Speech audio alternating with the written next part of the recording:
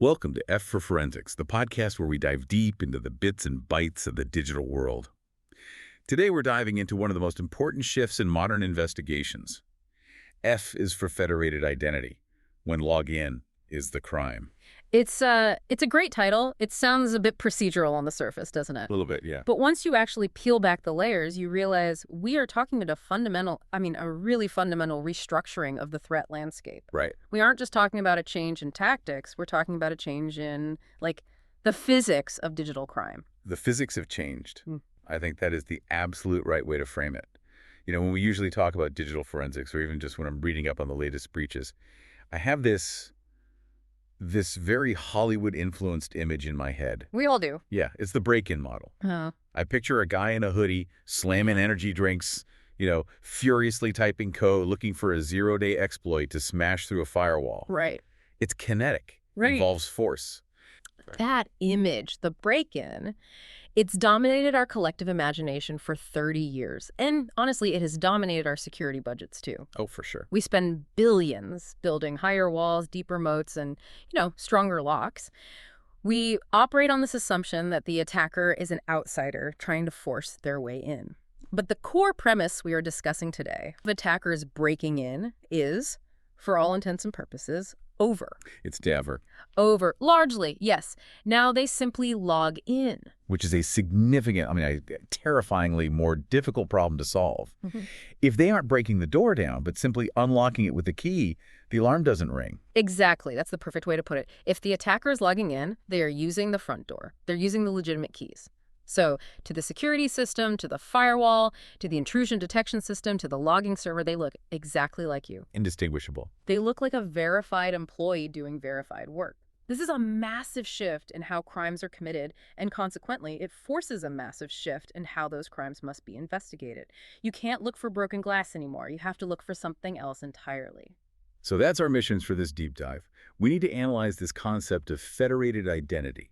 We really need to get into the mechanics of it, not just the buzzwords, but how a token exchange actually works. Yeah, get under the hood a little. We're going to look at why this whole architecture, which was designed for convenience and security, has become this double-edged sword. And we're going to spend a good portion of our time dissecting a real-world scenario where valid credentials were used to hide a massive data exfiltration. Just right there, in plain sight. And really, we're going to try to decode the why behind this shift. Why are attackers moving away from malware? Why is identity the new battleground? It's a huge, huge shift. All right, so let's start with the architecture. Segment 1, the keys to the kingdom. We throw around the term federated identity a lot in the industry. It's one of those things everyone nods along to, but if you ask them to draw it on a whiteboard, a lot of people would struggle. So if we strip away all the marketing fluff, what are we actually talking about here? At its structural core, federated identity is a mechanism. It's a system that allows for a single identity provider, an IDP, you'll hear us say that a lot, to act as the source of truth for authentication. The source of truth. The only one. Before Federation, if you had 20 different applications, think about it, Salesforce, Slack, Zoom, Office 365, your HR portal, you had 20 different databases of usernames and passwords. It was just a fragmented mess. Right, the siloed approach, which was a nightmare for users because nobody can remember 20 complex passwords, so what does everyone do? They use the same one everywhere. They use password 123 for everything. Yeah, exactly. It was a security risk born of pure friction. Federation solves this by centralizing the trust. You have one identity provider in the corporate world. This is usually going to be Microsoft Entra ID, which people still call Azure AD. Right, the old name. Google Workspace or Okta. Those are the heavy hitters. So when you try to log into Salesforce, Salesforce doesn't ask for your password. It doesn't even have it. It just punts you over to someone else. It redirects you to the IDP. The IDP checks your credentials. Maybe it asks for your multi-factor auth. And if you pass, it issues a token, a digital assertion, really, that says, yes, this is the host speaker, and he is allowed in. Salesforce sees that token, trusts the IDP, and opens the door. So the application itself, Salesforce in this case, never sees my password. It just sees the digital thumbs up from the identity provider. Precisely. It's a trust delegation model. The app trusts the IDP to have done the hard work of verifying who you are. The analogy that came to mind when I was reading the notes was it was like a master key system in a big hotel or a corporate building. One login, many doors. I don't carry a key for the gym, a key for the pool, and a key for my room. I carry one RFID card that works everywhere it's supposed to. That is a solid analogy. It really is. But let's push it a bit further into the digital realm, because it's even more powerful than that. It's not just a key, it's a passport. A passport, good. Think about it. When you travel internationally, you don't apply for a new citizenship every time you cross a border. You show your passport, which is issued by a trusted authority, your government. The border guard looks at the passport, trusts the authority that issued it, and lets you in. Federated identity is the diplomatic passport of the internet. Which is fantastic for user experience. Yep. I mean, from a productivity standpoint, this is the absolute dream. I log in once in the morning. That's the whole single sign-on idea. And I just glide through all my applications for the rest of the day. It removes so much friction. It absolutely removes friction. That's why we adopted it. But here is the critical pivot point where we have to put on our adversarial thinking caps. That convenience. It's a concentration of risk.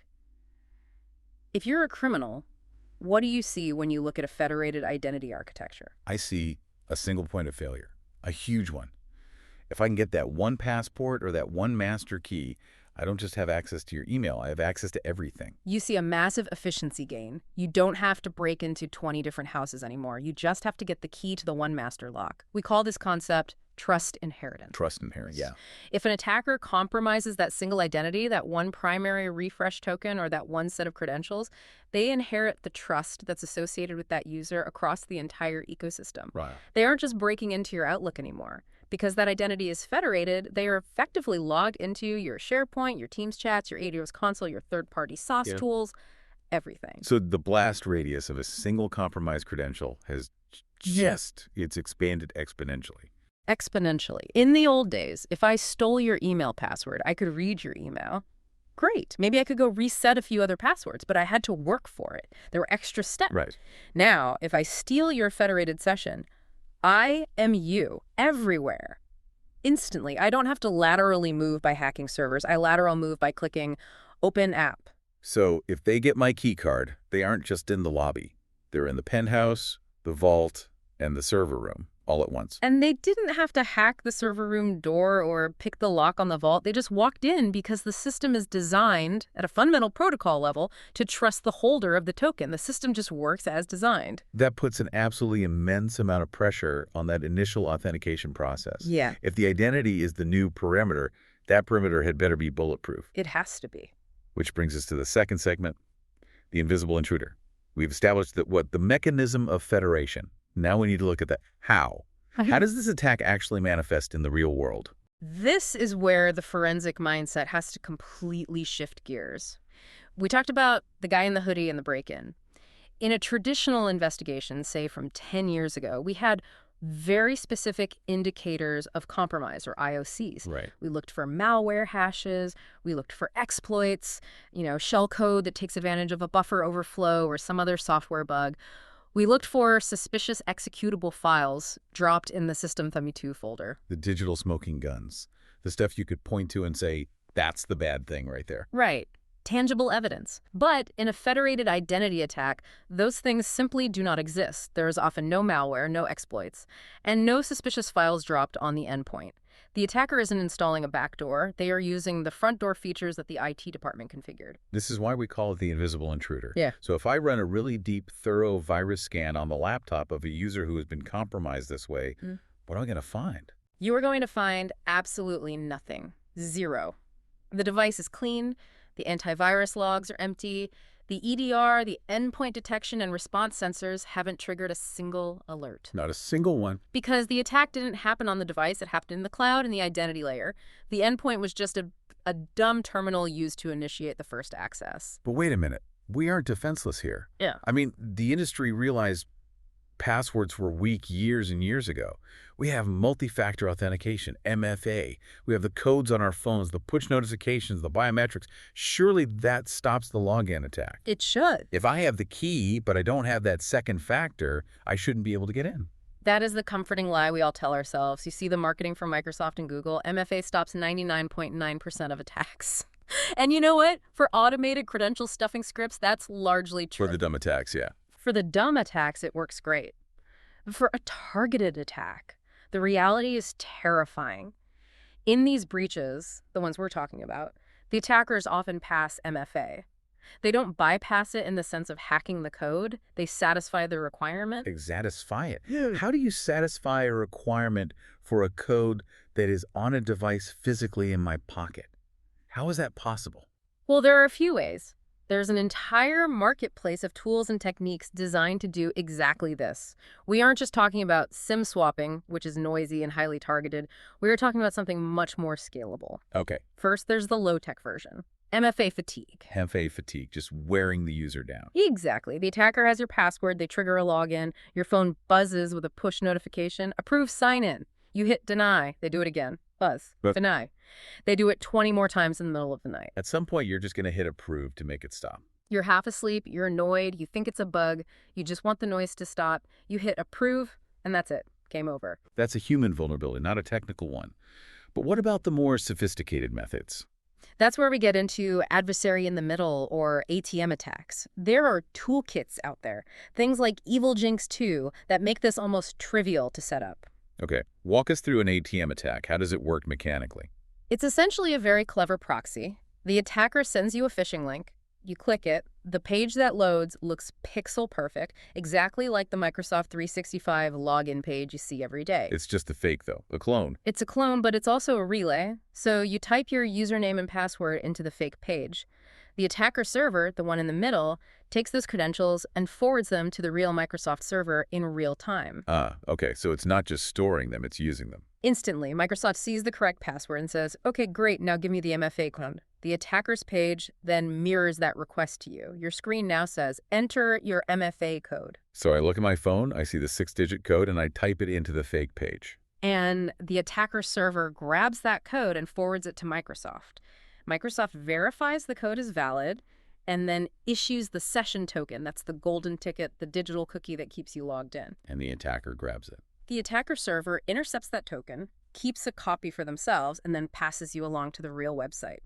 From your perspective, you just logged in normally, everything looks fine, but the attacker now has a copy of your session cookie. And with that cookie? They can import that cookie into their browser and poof, they are you. They don't need your password or your phone anymore. They have the token. They have the active authenticated session. So to the system, the attacker isn't hacking. They are just a user with a valid session cookie. Exactly. To the system, the attacker is you. Because they use the correct key and the correct token, the system sees them as the legitimate user. This is the ultimate camouflage. It's not just wearing a mask, it's having the correct DNA as far as the server is concerned. So all the alarms, the IDS, the firewalls, they all stay silent because the traffic is authorized. Silence is the hallmark of this type of attack. It only becomes visible when you zoom out and look at the context, the metadata. But if you're just looking at the technical bits and bytes of the connection itself, everything is green. Everything returns a 200 OK status code. That is deeply, deeply unsettling. If the alarms don't ring, and there's no broken glass, and no malware, and the antivirus says everything is fine, how on earth do we ever catch them? That's the million-dollar question. This leads us right into our third segment. Shifting the lens. We have to talk about evidence. If there's no malware to find, what is a forensic investigator actually looking for? We have to stop looking for the gun, the malware, and start looking for the footprints. We have to shift our entire focus from disk forensics, which is about what's on a hard drive, to identity forensics. We are looking for what we call identity artifacts. Identity artifacts. Okay, let's get specific. Let's get into the weeds. Yeah. What are the smoking guns in this new world? What logs are we parsing? We are looking primarily at three major sources of data: authentication logs, which are often called sign-in logs, audit logs, and token issuance records. But we have to look at them with a very specific, very skeptical filter. Okay, let's break those down. Let's start with token issuance. You mentioned the session token earlier. What are we looking for in those records? We are looking for anomalies in the token lifecycle. For example, in a Microsoft environment, you have something really important called a primary refresh token, or PRT. PRT. This is a special token issued to devices that are managed by the company, your corporate laptop, for instance. It proves the device itself is trusted. So if I see a login event in the logs where the credentials are correct, the MFA is satisfied, but the PLT is missing or invalid, that's a huge red flag. And why is that? What does that tell you? It tells me the login isn't coming from a known, trusted company laptop. It's coming from a generic browser, potentially the attacker's browser, running on their machine where they've injected that stolen session cookie. Wow. That's a subtle distinction. Valid password, valid MFA, but invalid device state. Exactly. It's about context. We also look at the timeline of events. Traditional timelines were all about execution. At 1:0 p.m., file X was run on this machine. Now, the timeline revolves around access. When did the session begin? How long did it last? What did they do during that session? And what specific metrics within that session are valuable to an investigator? We look at everything. We look at the user agent string. That's the little identifier that tells the server what browser and operating system you are using. Right, like Chrome on Windows 11. Exactly. So if you are a 100% Windows and Mac shop and suddenly I see a successful login from Linux by 8664 using a weird, obscure browser, that's a problem. We look at IP reputation, not just the geographic location, but the type of IP. Is it a residential ISP like Comcast or Verizon? Or is it a hosting provider like DigitalOcean or AWS? Right, because employees don't usually log in from a server farm in another country. Precisely. If Jane from accounting is logging in from a known VPN exit node in a country where you have absolutely no business presence, that's an anomaly. And this is where we get the concept of impossible travel. Impossible travel. I love that term. It sounds like a sci-fi movie. It's exactly what it sounds like. If you have a successful login from New York at 9:00 a.m. and then another successful login from Lagos, Nigeria at 9:15 a.m., unless you have discovered teleportation, that is physically impossible. That's a clear indicator. It should be. The system can flag this, but often investigators ignore it because they assume it's just a VPN glitch or something benign. They dismiss the context. So every login leaves this trail, but it's a trail of metadata, not a trail of files. It's a very subtle data trail. It's a line of text in a JSON log file buried deep inside a cloud dashboard, not a physical file on a hard drive. You have to know how to query for it. You need to be fluent in languages like KQL, the Kusto query language, to sift through millions, sometimes billions, of sign-in events to find that one anomalous thread. It sounds like the job has changed. You have to be much more of a data scientist combined with like a behavioral psychologist. Yeah. That's a very astute observation. Yeah. That's exactly right. You are looking for anomalies in human patterns, but those patterns are reflected in massive data sets. You're asking, does this look like something a normal human employee would actually do? Let's make this concrete. Theory is great, but we learn best from disasters, from the postmortems. We have a real-world scenario that serves as a perfect autopsy of this whole shift. This is segment 4, Anatomy of a Breach. Let's do it. This case study is textbook. It highlights every single failure point and every investigative technique we've discussed so far. So set the scene for us. What's the initial report? Okay. Picture a typical corporate environment. Mid-sized company, decent security posture. They use Microsoft 365 for everything. They have MFA enabled for all users. It's a Tuesday morning. An employee, let's call him Mark, reaches out to the IT help desk. He puts in a ticket. Okay. He says, hey, something's weird. I see some files in my recent list on OneDrive that I don't remember opening. A classic glitch in the matrix moment. And usually the first reaction from IT is to assume the user made a mistake, right? User error. The layer 8 issue, the problem exists between the chair and the keyboard. That's always the default assumption. So the IT team does what they've always been trained to do. They grab Mark's laptop. They treat the device as the primary crime scene. Right. They quarantine the endpoint. They run a deep virus scan. They check the registry keys for persistence. They look at the local firewall logs. They pull a memory dump. They do all the classic endpoint forensics. And what do they find on the laptop? Nothing. Zero. A big fat nothing. The laptop is completely clean, no viruses, no strange background processes, no C2 beacons calling out to Russia or China. It's pristine. This is the nothing phase.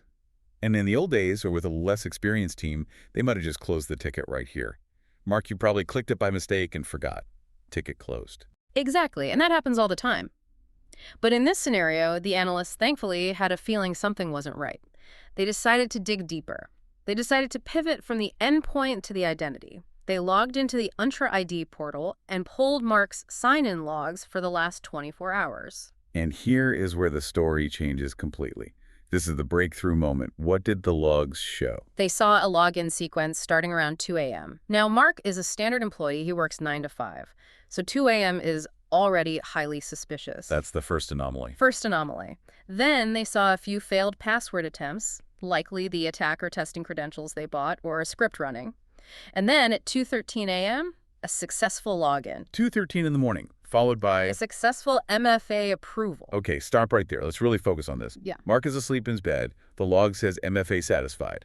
How did that happen in this specific case? What was the mechanism? This brings up that human element and the MFA fatigue attacks we were just talking about. The detailed logs showed that the attacker sent multiple push notifications in a row. Buzz, buzz, buzz. To Mark's phone. Just spamming him. Exactly. Mark, likely half asleep, confused, maybe thinking his phone was just syncing or there was a bug, eventually just hit approve to make the phone stop vibrating and go back to sleep. It's the path of least resistance. Yeah. It's a human vulnerability, not a technology one. He just wanted to go back to sleep. And that single tired tap opened the gates. The attacker is in. The laptop on Mark's desk is asleep and disconnected from the network. The attacker isn't on the laptop. They are in the cloud session. Okay, so the attacker has access. What's the first thing they do with it? Do they just start downloading emails immediately? They do, but they're smarter than that. They go for persistence first. This is the escalation phase. Minutes after the login, the audit logs show new permissions being granted, specifically OAuth permissions. We need to explain this because this is a really sneaky mechanism that a lot of people don't understand. What is an OAuth permission grant in this context? You know, when you sign up for a new app using your Google or Microsoft account, and a little pop-up asks, do you want to let this app read your emails and access your contacts? And you click yes. Yeah, of course. I do that all the time. Yeah. It's how I connect my calendar to my scheduling tool or something like that. The attacker effectively did that, but for a malicious application they controlled. They registered a fake app. Maybe they called it something innocuous like System Upgrade Assistant or iOS Email Sync. And they used Mark's compromise session to click yes on that permission prompt. That is incredibly sneaky. So why do they do that? What's the advantage? Because it creates a persistent backdoor that doesn't rely on the user's password. Even if Mark wakes up, realizes his mistake, and changes his password the next morning, that malicious app still has permission to read his email via the API. It survives the password reset. It's a ghost key. It just stays there in the background. Exactly. Then, once persistence was established, they moved to exfiltration. They didn't just browse around randomly. The cloud audit logs revealed they used the search function first. They were very targeted. They searched for terms like invoice, wire transfer, routing number, and, of course, password. They were hunting for liquid assets, things they could monetize quickly. They absolutely were. And then they did something else. They set up inbox rules in Mark's Outlook. If an email comes in with the word fraud or security alert, move it directly to the trash folder. Wow. Covering their tracks in advance. It ensures that if the bank or another service tries to warn Mark about suspicious activity, he never even sees the email. And to bring this all back to the beginning, throughout this entire sophisticated attack, the persistence, the targeted search, the exfiltration, the cover-up. Not a single piece of hacking software was used. No code was written on the fly. No malware was deployed to any device. It was just a login. It was just a login. The weapon was the identity itself. The attacker simply used the built-in legitimate features of the cloud platform against the user. That is. Well, it completely clarifies why the laptop showed nothing.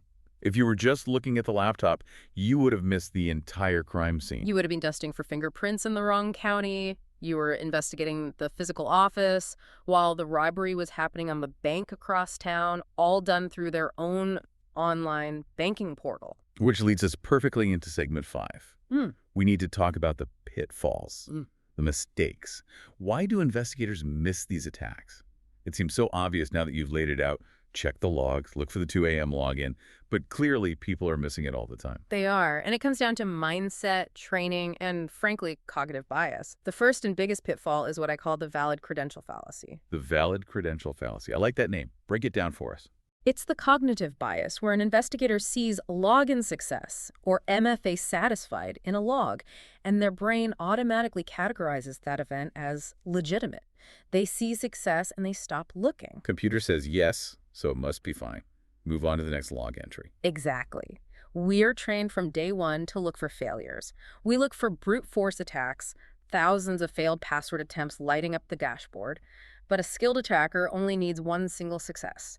Investigators often filter their logs to show errors and failures only. If you filter out the successes, you literally filter out the actual breach. That's a critical point. The breach isn't in the failure logs. It's hidden inside the success logs. Precisely. And that leads to mistake number 2 and 3, really, which is tunnel vision. We see this constantly. Investigators ignore the identity logs completely and focus only on the endpoints.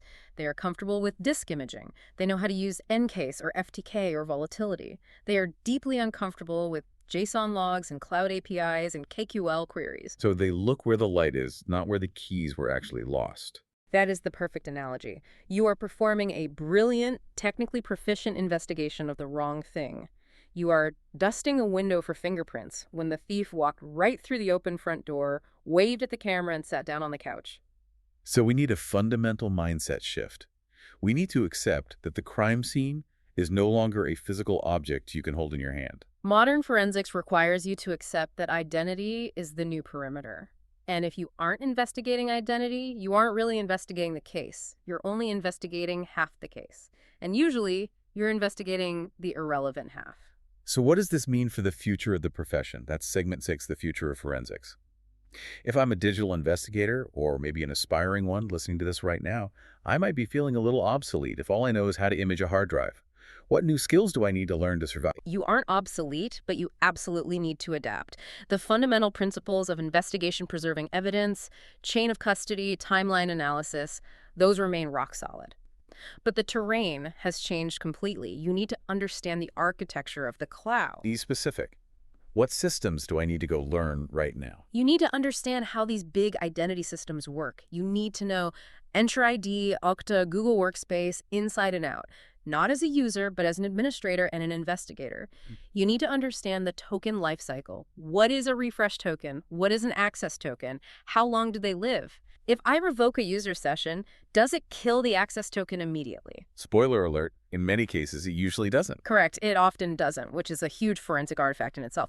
You also need to understand conditional access. This is the set of rules, the logic the system uses to decide whether to let someone in. You need to be able to look at a policy and say, here's the loophole. This policy requires MFA for everyone except users logging in from this specific trusted IP range, and then you find out the attacker spoofed that IP. The line is blurring completely. You cannot investigate a system you do not understand. If you don't know how the plumbing works, you can never hope to find the leak. And you mentioned earlier this idea of being a detective of human behavior, this behavioral correlation. Yes. This is where the human analyst still beats the AI, for now. You need to be able to look at all these disparate logs and spot the impossible or the improbable. For example, recognizing that a login from a new country 3 minutes after a login from the office is physically impossible. Unless they have that teleporter we talked about. Exactly. Or looking at the user agent string. If the CEO suddenly logs in from a 10-year-old version of Firefox running on a Linux box, when you know for a fact he only ever uses an iPad, that's not a technical error. That's a behavioral anomaly. You have to weave these disparate data points into a coherent story. There's one more skill you mentioned in the outline, and it's not a technical one, it's communication. It's critical. It is perhaps the most important skill of all in this new world. You have to be able to explain this to non-techies. And why is that harder with these identity attacks than with traditional hacking? Because hacking is easy to explain. They broke the lock, they smashed the window, a jury gets that, a CEO gets that. But explaining that the credentials were valid, the password was correct, the MFA was correct, but it was still a crime, that is a much more nuanced conversation. You have to convince a jury or a board of directors or a lawyer that a valid login was actually a criminal break-in. Yes. You have to construct a compelling narrative based on circumstantial evidence timelines, impossible travel, behavioral anomalies, unusual user agents. You have to tell the story of the stolen key, not the broken lock. You have to explain why it had to be the attacker, even though the log file says it was Mark. That requires a level of storytelling ability that we don't usually associate with digital forensics, which we think of as this very dry, technical field. It does. But the best investigators have always been storytellers. They just use data as their ink. So what does this all mean? Let's try and wrap this up. We've covered a massive amount of ground today. We really have. We've pretty much redefined the modern crime scene. We started with this idea that the break-in is dead and the login is the new weapon. We looked at federated identity as the master key. Incredibly convenient, but incredibly fragile. We saw how attackers use trust inheritance to bypass all our traditional defenses and move laterally without tripping a single wire. And we walk through that nightmare scenario where a 2:13 a.m. login led to a total compromise of an account without a single virus being uploaded, without a single alert firing. And we discussed the critical need for investigators to stop looking at hard drives and start looking at identity logs, to stop trusting the success status in a log and start questioning the context of that success. Yeah. So the takeaway is identity is no longer just a username. It is the front door, the hallway, and the vault, all rolled into one. If we connect this to the bigger picture, it really changes how we have to view ourselves online. We used to rely on the company to protect us. The company bought the big, expensive firewall. The company bought the antivirus software. We were just users behind the wall. That model is gone. It's gone. So leave us with a final thought, something to keep us up at night, or perhaps something to make us all a little more vigilant. Okay. Think about the fragility of your own digital identity. In a world of federated identity, where your single login grants access to everything, if your identity is the perimeter, then you are the firewall. I am the firewall. You are.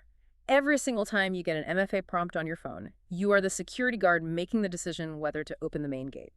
And if you click approve without thinking, without checking the context, you might have just let the robbers into the bank. I am the firewall. I feel the pressure already. I'm going to be double-checking every single notification I get from now on. You should. That little bit of paranoia is a survival trait now. Well, that.